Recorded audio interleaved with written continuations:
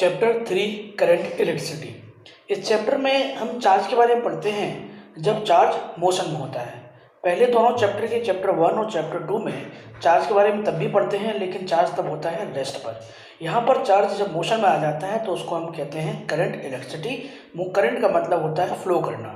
अब ये फ्लो करने के दो तरीके हो सकते हैं, या तो ये कांस्टेंट स्पीड से फ्लो करे, तो ऐसे केस में जो करंट बनता है उसको हम डायरेक्ट करंट या डीसी करंट कहते हैं, जिसको लेक्चर नंबर 1 में एक्सप्लेन किया गया है। और अगर ये चार्ज ऑसिलेट करता है, यानी कि ऑसिलेट का मतलब क्या होगा, जैसे एक पेंडुलम ऑसिलेट करता है, तो जब पेंडुलम ऑसिलेट करता है तो आपने 11th में पढ़ा होगा कि जब वो एक्सट्रीम पोजीशन पर पहुंचता है तो उसकी वेलोसिटी 0 होती है, और जब मीन पोजीशन पर आता है तो वेलोसिटी ज़्यादा होती है, मैक्सिमम होती है, फिर एक्सट्रीम पे पहुंचता है, फिर मिनिमम हो जाती है, 0 हो जाती है, 0 to maximum, maximum to 0, 0 to maximum, maximum to 0। इस तरीके से पेंडुलम ऑसिलेट करता है। उसी तरीके से चार्ज ऑसिलेट करता है, तब जो करंट बनता है उसमें उस करंट की वैल्यू कम ज़्यादा होती रहती है, क्योंकि चार्ज की स्पीड कम ज़्यादा हो रही है। और करंट की डेफिनेशन क्या है? करंट की डेफिनेशन है I equal to charge upon time. अब अगर उसकी स्पीड कम ज़्यादा हो रही है, इसका मतलब जब उसकी स्पीड ज़्यादा है तब उसको चलने में टाइम लगेगा कम, तो करंट की वैल्यू ज़्यादा हो जाएगी, तब वहाँ पर करंट की वैल्यू कम ज़्यादा होने लगती है। और ऐसे करंट को हम अल्टरनेटिंग करंट कहते हैं, जिसको लेटर ऑन चैप्टर नंबर 7 में पढ़ेंगे। फिलहाल हमको अभी डीसी करंट पढ़ना है, यानी चार्ज मोशन तो करेगा लेकिन यूनिफॉर्म स्पीड के साथ, कांस्टेंट स्पीड के साथ मोशन करेगा, राइट। तो पहले एक बार समझ लेते हैं करंट क्या है। ये कोई वायर है और इस वायर के किसी क्रॉस सेक्शन से, ये इसका क्रॉस सेक्शन है। क्रॉस सेक्शन का मतलब ये होता है, जैसे ये पेन है और ये जो एरिया है, this area is called cross sectional area. तो इस क्रॉस सेक्शनल एरिया से कितने चार्ज पास कर जाता है, चार्ज मतलब इलेक्ट्रॉन कितने फ्लो कर जाते हैं। ये कोई वायर है, तो वायर में यानी कि एक मेटल का वायर है, वायर के अंदर कौन फ्लो करता है? इलेक्ट्रॉन फ्लो करते हैं। तो यहाँ पर हमने एक अपने एजेंट से बोला, एक ऑब्जर्वर से बोला कि बताइए इस क्रॉस सेक्शन से कितना चार्ज पास करता है। तो उसने कहा चार्ज मतलब इलेक्ट्रॉन। मैंने कहा यस इलेक्ट्रॉन। तो उसको काउंटिंग करनी है इलेक्ट्रॉन की। और चैप्टर नंबर 1 में हमने पढ़ा है कि Q is equal to N into e. एक इलेक्ट्रॉन के पास इतना चार्ज होता है, 2 इलेक्ट्रॉन चले जाएंगे तो 2e चार्ज पास कर जाएगा, 3 चले जाएंगे 3e पास करेगा, 10 करेंगे तो 10e पास करेगा, n करेंगे तो ne चार्ज पास कर जाएगा। तो यहाँ से charge Q equal to ne इतना चार्ज पास कर जाता है, राइट। तो इसको बस सिर्फ ऑब्जर्व ये करना है कि कितना चार्ज पास किया। तो उसने बताया कि Q चार्ज पास किया और टाइम इसमें लग गया t। तो चार्ज पर unit time is known as current, right. Current की डेफिनेशन क्या बनी? चार्ज पर यूनिट टाइम। अच्छा, अब जरा देखिए, चार्ज के फ्लो होने का तरीका हो सकता है कि हो सकता है चार्ज कांस्टेंट स्पीड से चल रहा हो सकता है उसकी स्पीड बीच में कम ज़्यादा हो जा रही हो। जैसे एग्जांपल के तौर पर इटावा से दिल्ली जाना है, सपोज 300 किलोमीटर है, और हमने आपसे कहा कि 6 घंटे बाद हम दिल्ली पहुंच गए, यानी कि 300 किलोमीटर कितने घंटे बाद? 6 घंटे बाद। तो यानी distance upon time equal to क्या हो गई? स्पीड, और it becomes 50 kilometre per hour. यानी हमारी एवरेज स्पीड कितनी है? 50 किलोमीटर पर आवर। 11th में आपने पढ़ा है एवरेज स्पीड और इंस्टेंटेनियस स्पीड। क्या बताइए, अगर हम बाइक से दिल्ली तक जाते हैं और 6 घंटे में पहुंचते हैं तो एवरेज स्पीड तो ये आती है, लेकिन इसका मतलब ये है कि कॉन्स्टेंटली लगातार 6 घंटे तक हमारी बाइक इसी स्पीड से चलती रही? नहीं, बीच में कभी ज़्यादा भी होगी, कभी कम हो गई, कभी रोक भी लिख गए होंगे, कभी 80 पे चले होंगे, कभी 100 पे चले होंगे, कभी 40 पे चले होंगे, कभी 50 में भी चले होंगे। लेकिन एवरेज क्या लिया जाता है कि total distance divided by total time, this is the average. उसी तरीके से करंट के लिए भी है कि टोटल टाइम टी में कितना चार्ज चला गया। हो सकता है कि कभी चार्ज इस क्रॉस सेक्शन से 100 पास कर रहे हो पर सेकंड, हो सकता है कभी 200 पास कर रहे हो सकता है कभी 50 ही पास कर रहे हो। उसने सपोज टी टाइम तक, सपोज 1 मिनट तक, यानी 60 सेकंड तक वेट किया, और 60 सेकंड में जितना चार्ज जाना था वो चला गया। अब चार्ज जा रहा है 60 सेकंड में जितना चार्ज जाना था वो चला गया, वो 60 सेकंड का charge divide by 60 second is known as current. लेकिन हमने इसमें क्या किया है? टोटल चार्ज काउंट किया है, टोटल टाइम लिया है, इसलिए ऐसे करंट को हम कहेंगे एवरेज करंट। यानी कि टोटल चार्ज अगर आपका हो तो I average, this is total charge कितना चला गया, यानी कि डेल्टा क्यू कितना चार्ज फ्लो कर गया, कितना चेंज आ गया चार्ज में, अपॉन कितना ड्यूरेशन टाइम का लग गया है, राइट। अब अगर ये बताइए कि मैं ये पूछूं बाइक वाले से फ़ोन करके कि आपकी बाइक कितनी स्पीड से चल रही है, तो उसका आंसर 70 भी हो सकता है, 50 भी हो सकता है, 30 भी हो सकता है, कहेगा 0 भी हो सकता है। तो सिर्फ वो अपने उसी इंस्टेंट की स्पीड बताएगा, यानी जब at the time of calling, जब हम उसको कॉल करेंगे उसी इंस्टेंट की स्पीड बताएगा। अब जैसे 11th में हमने ये पढ़ा है कि इंस्टेंटेनियस स्पीड कैसे निकालते हैं। तो इंस्टेंटेनियस स्पीड एक टाइम के इंस्टेंट की होती है, जहाँ पर टाइम की वैल्यू एक पर्टिकुलर इंस्टेंट की है, ना उससे आगे ना पीछे, यानी delta T change in time कहाँ टेंड करना चाहिए, 0 पर। सो अगर हम ये कहें कि करंट की वैल्यू बताइए तब जब डेल्टा टी कहाँ टेंड कर रहा हो, 0 पर, यानी ये ड्यूरेशन है, डेल्टा टाइम का चेंज है वो 0 की तरफ टेंड कर रहा हो। तो ऐसे केस में हम लोग क्या पढ़ते थे, limit delta t tends to 0, और इसको ये क्या बन जाएगा, डेल्टा क्यू इतना change divided by delta t, और इसी को कहते थे d q over d t. और इस तरीके से जो करंट आएगा उसको हम बोलेंगे आई इंस्टेंटेनियस। सिंपल सी बात है, जैसे कि 11th में पढ़ा, एवरेज मतलब total distance divided by total time, instantaneous किसी एक इंस्टेंट का। तो चार्ज का भी फ्लो होने का तरीका हो सकता है, कभी वो तेजी से फ्लो कर रहा होगा, कभी स्लोली फ्लो कर रहा होगा। जब वो टाइम का वेरिएबल हो, टाइम के साथ वो चेंज कर रहा हो, तब ऐसे केस में एक इंस्टेंट पर अगर टाइम पूछा जाएगा, को करंट पूछा जाएगा, तो हम उसको डेरिवेट करेंगे टाइम के रिस्पेक्ट में, right. So this is the difference between instantaneous current and average current.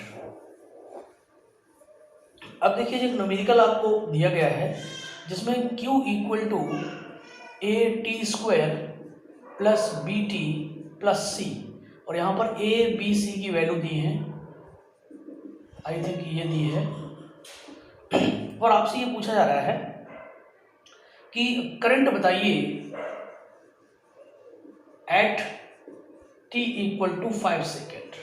तो देखिए क्वेश्चन की लैंग्वेज देखिए, करंट बताना है एट, इसका मतलब क्या हुआ, इंस्टेंटेनियस या एवरेज। एट यानी कि t इक्वल टू जैसे ही 5 सेकेंड होता है उसी समय आपको करंट बताना है। उसके पहले क्या था, कोई मतलब नहीं, उसके बाद क्या है, कोई मतलब नहीं, यानी इसका मतलब डेरिवेशन होना है, डेरिवेट होना है, राइट। अच्छा, डेरिवेट क्यों कब करेंगे, यानी अगर इस पे t इक्वल टू 5 को पूछ रहा है, इसका मतलब चार्ज जो है कभी कम कभी ज़्यादा फ्लो करना चाहिए, तभी तो हम टाइम के साथ डेरिवेट कर पाएंगे। अगर वो कभी टाइम पे डिपेंड ही नहीं करा, कोई भी फंक्शन को, किसी भी फंक्शन को अगर हम टाइम के साथ डिफ्रेंशिएट करेंगे किसी भी फंक्शन को, तो ये फंक्शन अगर टाइम के साथ है तभी तो डिफ्रेंशिएट होगा। और अगर ये कांस्टेंट है तो हम जानते हैं d over d t of constant equal to 0, यानी चेंज ही नहीं है, राइट। लेकिन यहाँ पर देखिए जो चार्ज का एक्सप्रेशन है वो किस में है, a t square plus b t plus c, यानी टी यहाँ पर जो है वो टाइम है। टाइम की वैल्यू जैसे सपोज हम डालते हैं 1 सेकेंड, तो चार्ज की वैल्यू कितनी आएगी, a इंटू 1 का square plus b into 1 plus c. So q equal to a square, sorry a plus b plus c, इतना चार्ज फ्लो किया। जब t की वैल्यू 2 सेकेंड डाल देंगे तो चार्ज की वैल्यू आएगी 2 का square 4a plus 2b plus c, यानी हर एक सेकंड पर चार्ज की वैल्यू बदल रही है।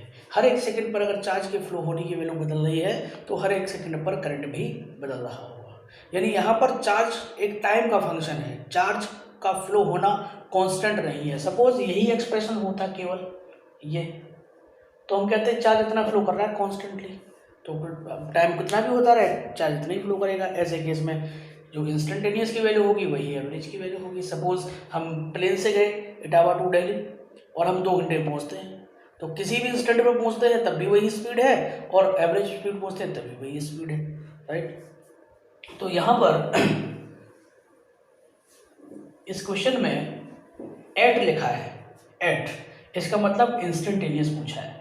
अगर एट की जगह पर इन लिखा होता तब हम इस एक्सप्रेशन में जो q is equal to a t square plus b t plus c है, इस एक्सप्रेशन में t की वैल्यू 5 डालते हैं, और ऐसे केस में हमें चार्ज q इन 5 सेकेंड मिल जाता, कि किसी वायर से 5 सेकंड में कितना चार्ज फ्लो किया, तो टोटल चार्ज हमें मिल जाता है, डिवाइड बाई 5 सेकंड कर देते तो हमको टोटल करंट मिल जाता है, एवरेज करंट मिल जाता है। पर यहाँ पर इन नहीं लिखा है, एट लिखा है। इसका मतलब हमें एक इंस्टेंटेनियस चार्ज की वैल्यू बतानी है।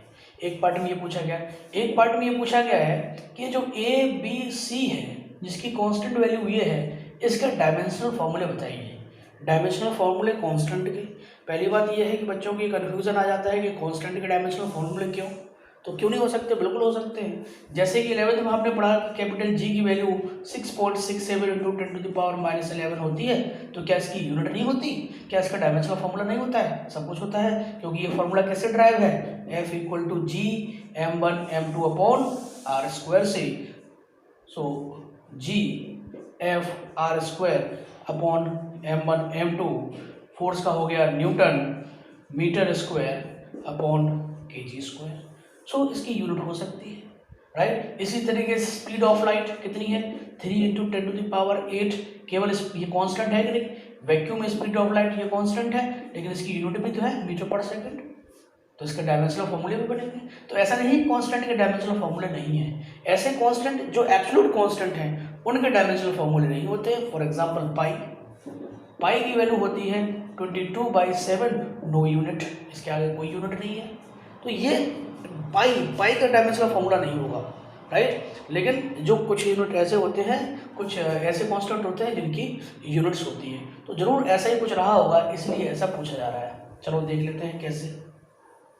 अच्छा, अब ये बताइए 11th में आपने चैप्टर 2 में पढ़ा है डायमेंशनल एनालिसिस में प्रिंसिपल ऑफ होमोजेनिटी, उसमें ये पढ़ा गया था कि हम किसी इक्वेशन को, अगर कोई इक्वेशन सही है तो उसके लेफ्ट हैंड साइड का जो डायमेंशनल फॉर्मूला है वही राइट हैंड साइड का डायमेंशनल फॉर्मूला होना चाहिए।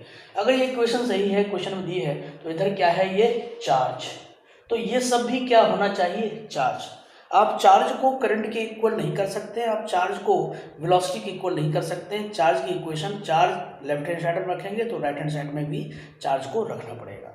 तो लेफ्ट हैंड साइड का जो डायमेंशनल फॉर्मूला है, लेफ्ट हैंड साइड का डायमेंशनल फॉर्मूला वो Q है, Q मतलब चार्ज, और चार्ज का डायमेंशनल फॉर्मूला क्या होता है, AT। कैसे पता, करंट इक्वल टू क्या है, Q upon T, so Q equal to I into T। I current एक फंडामेंटल क्वांटिटी है, this is ampere time, so charge का dimensional formula AT। So left hand side का dimensional formula हो गया AT। Right hand side के बारे में बात करते हैं, राइट हैंड साइड, इसका भी डायमेंशनल फॉर्मूला क्या होना चाहिए, AT। अब जरा देख लेते हैं ये क्या है, right hand side BT plus C, इसका डायमेंशनल फॉर्मूला क्या होना चाहिए, AT। अच्छा, अब इसमें देखिए कुछ आपस में टर्म को ऐड किया जा रहा है। कैसे टर्म्स को आपस में ऐड किया जा सकता है, जैसे एग्जाम्पल के तौर पर मैं कहूँ कि मेरे पास एक ये मार्कर है और मेरे पास एक बुक है, तो बताइए मेरे पास कितने मार्कर हैं, तो आपका आंसर होगा केवल एक मार्कर है। अगर मेरे पास एक मार्कर है, मैं एक स्केल और ले आया हूँ, तो कितने मार्कर हो गए, 1 ही रहा। मेरे पास एक मार्कर है, मैं 1 मार्कर और ले आया हूँ, तो कितने मार्कर हो गए, 2 मार्कर हो गए। यानी एक जैसी चीज़ों को ही आपस में ऐड या सब्ट्रैक्ट किया जा सकता है, आप डिफरेंट थिंग को ऐड और सब्ट्रैक्ट नहीं कर सकते।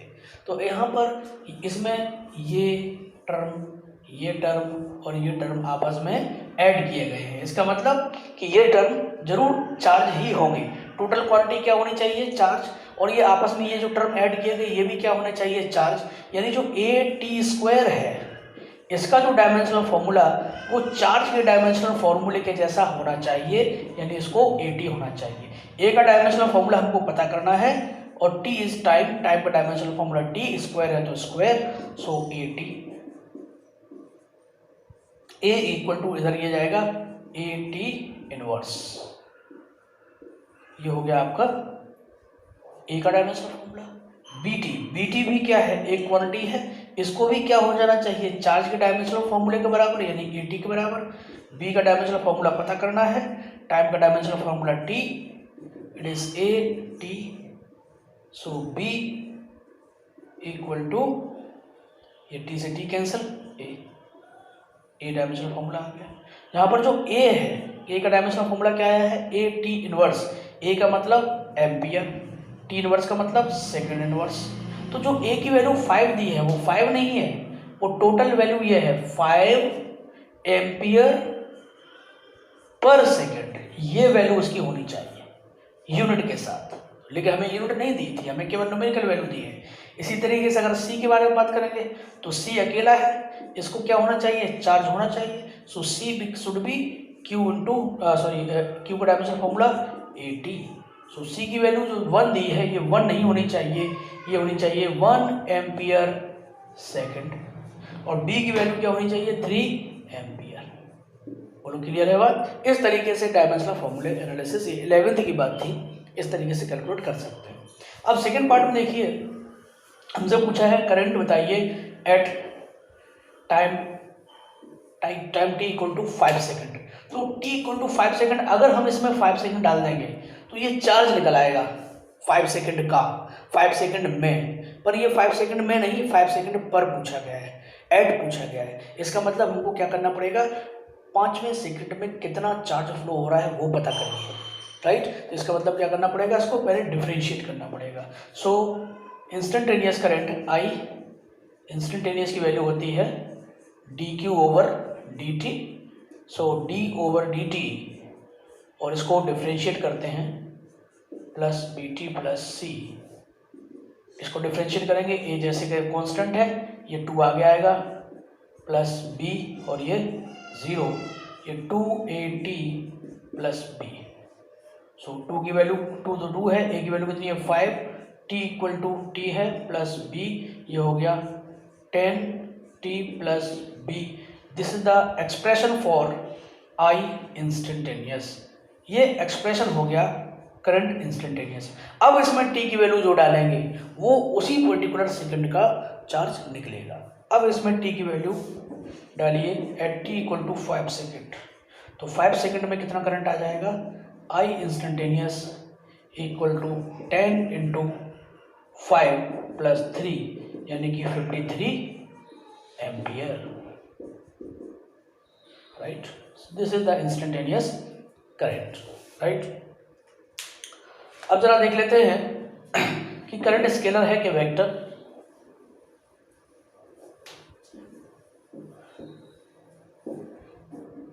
करंट एक ऐसी क्वांटिटी है जिसके पास मैग्नीट्यूड भी होता है और डायरेक्शन भी होता है। तो मैग्नीट्यूड और डायरेक्शन जिसके पास होता है ऐसी क्वांटिटी को हम वेक्टर क्वांटिटी कहते हैं। लेकिन इलेक्ट्रिक करंट एक वेक्टर क्वांटिटी नहीं है। इसका रीज़न ये है कि जो हमने 11th में वेक्टर पढ़े थे उसमें वेक्टर लॉ एडिशन के रूल पढ़े थे, पैरेललोग्राम लॉ, ट्रायंगल लॉ। उसमें क्या पढ़ा था ट्रायंगल लॉ में कि एक वेक्टर ये है, एक वेक्टर ये है, तो इसका रिजल्टेंट जो होगा वो ये वेक्टर होगा। यानी कि अगर ये 5 है ये 3 है तो इनका रिजल्टेंट जो होगा इन दोनों को इस तरीके से ट्रायंगल आप ड्रॉ करके बताइए तब बन पाएगा, राइट। लेकिन यहाँ पर करंट के साथ ऐसा नहीं है। करंट इसमें जा रहा हो 5 एम्पियर और इधर कोई दूसरा वायर हो इधर 3 एम्पियर, तो पहली बात तो यह है कि ऐसा कभी पॉसिबल ही नहीं है। एक वायर में एक ही करंट चलेगा, यानी करंट के केस में वायर को मोड़ देने से करंट नहीं बदलता।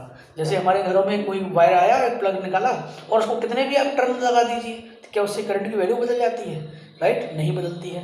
सो करंट जो है वो डायरेक्शन जरूर रखता है, ये हायर पोटेंशियल से लोअर पोटेंशियल चलता है, इसके पास डायरेक्शन होती है, लेकिन ये जो लॉ ऑफ वेक्टर एडिशन है उसको फॉलो नहीं करता। अगर लॉ ऑफ वेक्टर एडिशन को फॉलो नहीं करता है तो ये वेक्टर नहीं होना चाहिए, लेकिन फिर भी क्या है इसके पास डायरेक्शन है तो वेक्टर होना चाहिए। अब यहाँ पर एक कन्फ्यूजन जैसा वर्ड आ गया है, तो ऐसे केस जब भी हो तो उसको हम बोल देते हैं टेंसर क्वांटिटी। तो करंट एक कैसी क्वांटिटी है, टेंसर क्वांटिटी है। लेकिन अगर ये क्वेश्चन ऑब्जेक्टिव बन के आता है और आपको उसमें टेंसर ऑप्शन नहीं दिखता है तब आपको इसको ऑप्शन लगाना है स्केलर, राइट। तो करंट क्या मानना है, या तो स्केलर मानना है अदरवाइज ये टेंसर मानना है। लेकिन अगर ऑप्शन में स्केलर, वेक्टर और नन ऑफ दीज दिया है, टेंसर नहीं दिया है, तब आपको स्केलर लगाना है, वेक्टर बिल्कुल नहीं लगाना है। रीज़न कभी कभी ये भी पूछा जाता है name the physical quantity who has magnitude and direction still it is a scalar, उसका ना आंसर हुआ करंट। क्यों डायरेक्शन है फिर भी स्केलर क्यों है, क्योंकि ये वेक्टर लॉ ऑफ एडिशन को फॉलो नहीं करता है। कौन सी vector law of addition, triangle law of addition, parallelogram law of addition जो 11th में पढ़े थे। उसमें क्या होता था कि एक वेक्टर ये है, एक वेक्टर ये है, इसका आंसर ये होगा। पैरेललोग्राम ड्रॉ करिए, P Q बीच का एंगल थीटा, सो रिजल्टेंट होता था पी अंडर रूट के अंदर P square plus Q square plus 2pq cos theta, ऐसा होता था। लेकिन करंट केस में ऐसा नहीं है कि किसी वायर में 5 करंट जा रहा है, इसमें 3 जा रहा है, तो इसका रिजल्टेंट जो होगा वो इस थीटा पे डिपेंड करेगा, ऐसा नहीं है। करंट केस में ऐसा नहीं है, इसलिए ये वेक्टर नहीं है, राइट। अब जरा देखते हैं करंट किधर से किधर चलता है। तो आपने 10th में पढ़ा होगा कि एक सेल है, उस सेल से कोई रजिस्टर कनेक्ट है ये, और आपको ये सिखाया जाता है कि इस पॉजिटिव टर्मिनल से करंट निकलता है I, और इसको ऐसे होते हुए वापस नेगेटिव टर्मिनल आता है। इस करंट को हम बोला जाता है conventional current, conventional current, right. अब देखिए ये एक वायर है, एक वायर है, वायर में कौन फ्री होते हैं, हम जानते हैं इलेक्ट्रॉन फ्री होते हैं। तो चलते इलेक्ट्रॉन हैं, और इलेक्ट्रॉन किसके पास होते हैं, सेल के नेगेटिव टर्मिनल के पास। तो अगर नेगेटिव टर्मिनल के पास सेल है, इलेक्ट्रॉन है, तो वो करंट यहाँ से क्यों चला। इलेक्ट्रॉन तो वाकई में नेगेटिव टर्मिनल से निकलेंगे और ऐसे घूम करके यहाँ आएंगे। तो एक सेल जिसके नेगेटिव से इलेक्ट्रॉन निकलते हैं और वो सर्किट में इस तरीके से घूम के वापस आ जाते हैं, इसको फिर क्यों करंट नहीं कहते हैं। तो देखिए ये भी करंट है। इलेक्ट्रॉन जो वाकई में चलते हैं असल में ये होता है करंट, और इसको बोला जाता है इलेक्ट्रॉनिक करंट, इलेक्ट्रॉनिक करंट। अच्छा, अगर ये इलेक्ट्रॉनिक करंट है तो फिर ये क्या है, क्या ये ऐसा कुछ नहीं चलता। तो आंसर है ऐसा बिल्कुल नहीं चलता, ये गलत है। चलते इलेक्ट्रॉन ऐसे हैं और यही करंट बनाते हैं, इलेक्ट्रॉन का मूव करना ही करंट बनाता है। तो फिर हम ऐसा क्यों लेते हैं और कह देते हैं ये कन्वेंशन है। और ऐसे में लोग ये कह के बच जाते हैं कि हम ये कह देते हैं कि हमने कन्वेंशन को फॉलो करने के लिए ऐसा किया है। कन्वेंशन मीन्स कि एक ट्रेडिशन है, एक परंपरा है। क्या परंपरा है, हायर एक पाइप है, वो इस तरीके से है, यहाँ से अगर हम पानी को डालेंगे तो वो पानी अपने आप फ्लो करके नीचे चला जाएगा। लेकिन अगर मैं यहाँ पर पानी को डालता हूँ तो पानी अपने आप ऊपर कभी नहीं आएगा, यानी ऑटोमेटिकली हायर पोटेंशियल से लोअर पोटेंशियल तक पानी फ्लो करता है, यानी वाटर फ्लो करता है higher potential to lower potential automatically, right. इसी तरीके से हायर टेम्परेचर बॉडी जो होती है उससे हीट फ्लो करती है लोअर टेम्परेचर की तरफ, यानी एक ट्रेडिशन है कि हायर से लोअर की तरफ मूवमेंट होता है। एक बैटरी के पास 2 टर्मिनल होते हैं, पॉजिटिव टर्मिनल और नेगेटिव टर्मिनल। पॉजिटिव यानी positive value, so positive terminal को हम हायर पोटेंशियल वाला टर्मिनल कहते हैं और नेगेटिव टर्मिनल वाले को हम लोअर पोटेंशियल का टर्मिनल कहते हैं। तो अगर ट्रेडिशन को फॉलो करना है तो पॉजिटिव से यानी पॉजिटिव यानी कि हायर पोटेंशियल से लोअर पोटेंशियल यानी कि नेगेटिव पे करंट जाना चाहिए, पर चलते तो इलेक्ट्रॉन है। तो हकीकत यह है कि इलेक्ट्रॉन ही चलते हैं और लोअर पोटेंशियल से हायर पोटेंशियल तक इलेक्ट्रॉन जाते हैं। लेकिन हम अपने कन्वेंशन को बनाने के लिए, कन्वेंशन को फॉलो करने के लिए इसका उल्टा मानने लगते हैं और उसको कहने लगते हैं कन्वेंशनल करंट। लेकिन हम आपको बताएंगे कि आप ऐसे नहीं मानिए, देखिए उसकी पूरी पीछे थ्योरी है और उससे आपको समझ आ जाएगा कि देखिए ये मानना कुछ गलत नहीं है। उसके लिए आप एक एग्जाम्पल से समझिए। सपोज एक बिल्डिंग है ये, और इस बिल्डिंग के सामने कुछ चेयर पड़ी हैं जो अपनी जगह फिक्स है, जो अपनी जगह फिक्स है। ये चेयर हैं जो अपनी जगह फिक्स है और इन चेयर पर कुछ पर्सन्स बैठे हुए हैं, इन चेयर पर कुछ पर्सन्स बैठे हुए हैं। ये पर्सन्स बैठे हुए हैं। पर्सन जो है वो रिप्रेजेंट कर रहा है इलेक्ट्रॉन को और चेयर रिप्रेजेंट कर रही है एटम को, एटम के आयन को। देखिए एक न्यूट्रल एटम क्या होता है, जिसके पास जितने पॉजिटिव हैं उतने ही नेगेटिव हैं। फॉर एन एग्जांपल सोडियम, ये एक एटम है, लेकिन अगर इस सोडियम का एक इलेक्ट्रॉन चला जाए बाहर तो ये क्या बन जाएगा, एक पॉजिटिव, यानी इसके पास एक पॉजिटिव चार्ज आ जाएगा। ऐसा नहीं है कि इसके पास सिर्फ एक ही पॉजिटिव है, और भी पॉजिटिव है और भी इलेक्ट्रॉन है, लेकिन इलेक्ट्रॉन और प्रोटॉन ने आपस में बैलेंस करा रखा था पहले ही।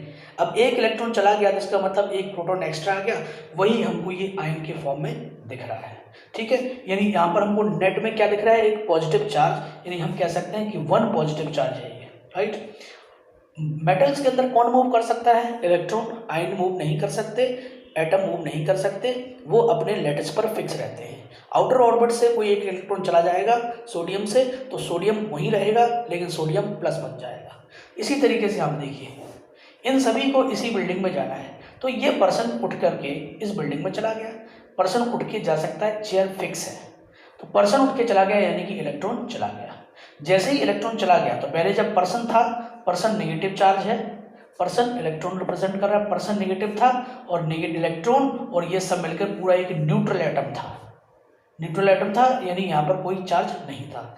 जैसे ही पर्सन छोड़ के जाता है यहाँ से, पर्सन इसमें चला गया, जब पर्सन इसमें चला गया तो ये क्या रहेगी, केवल चेयर। एक पर्सन एक इलेक्ट्रॉन को रिप्रेजेंट करता है तो ये चेयर कैसी हो गई, पॉजिटिवली चार्ज, राइट। यानी एक पर्सन जब इधर चला जाएगा तो ये क्या हो जाएगा, यहाँ पर पॉजिटिव अपीयर हो जाएगा।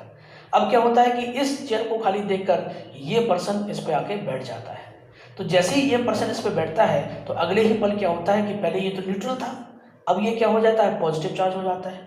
लेकिन अब जब ये पर्सन इलेक्ट्रॉन इस पे जाके बैठ जाता है, इसके पास क्या आ गया था, एक प्लस और एक इलेक्ट्रॉन आ गया, तो ये क्या हो गया, न्यूट्रल, राइट। अब ये चेयर खाली है, इस चेयर को खाली देख करके ये पर्सन भी आके इस पे बैठ जाता है। जब ये एक इलेक्ट्रॉन इस पे बैठता है तो ये नेगेटिव फिर पॉजिटिव खत्म हो जाता है और यहाँ पॉजिटिव जनरेट हो जाता है, फिर यही काम होने लगता है और फिर पॉजिटिव यहाँ जनरेट हो जाता है।